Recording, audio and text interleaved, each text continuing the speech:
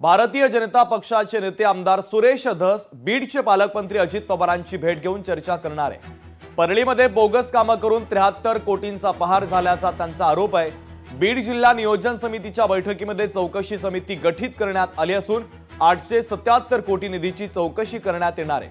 2019 सालापासूनच्या कामांची चौकशी करण्याची मागणी आता आमदार सुरेश धस यांनी केली आहे। त्यासाठी ते अजित पवारांची आज भेट घेतील।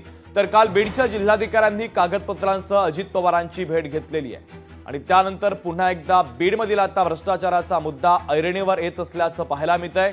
कारण भारतीय जनता पक्षाचे आमदार सुरेश धस या संदर्भात बीडचे पालकमंत्री अजित पवारांसोबत चर्चा करणार आहेत।